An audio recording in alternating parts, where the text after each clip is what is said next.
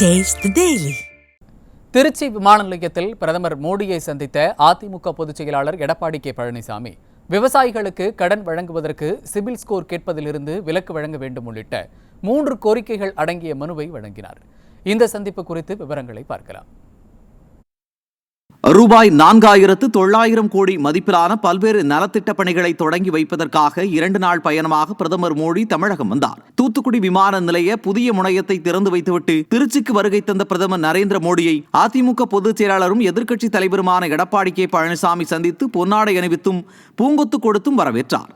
அப்போது அதிமுக தலைமை நிலைய செயலாளரும் முன்னாள் அமைச்சருமான SP வேலுமணி, கழக துணை பொதுச் செயலாளர்கள் KP முனுசாமி, நத்தமார் விஸ்வநாதன் உள்ளிட்டோர் உடனிருந்தனர். இந்த சந்திப்பின் போது 3 முக்கிய கோரிக்கைகள் அடங்கிய மனுவை பிரதமர் மோடியிடம் அதிமுக பொதுச் செயலாளர் வழங்கினார். வங்கிகள் விவசாய கடன் வழங்குவதற்கு சிபில் ஸ்கோர் கேட்பதில் இருந்து விவசாயிகளுக்கு விதிவிலக்கு வழங்க வேண்டும்.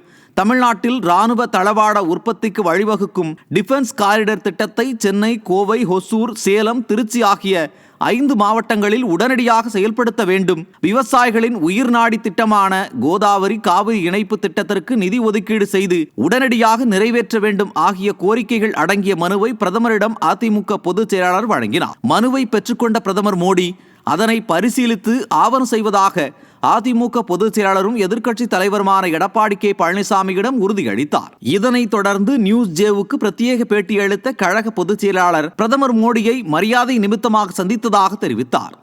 பாரத பிரதமர் பார்த்தோம், வரவேற்றோம், சிறப்பாக இருந்தது. பாரத பிரதமர் சிரித்த முகத்தோடு நல்லா வரவேற்பு கொடுத்தோம். அவரு எங்களுக்கு நல்லா மரியாதை சிறப்பாக இருந்தது.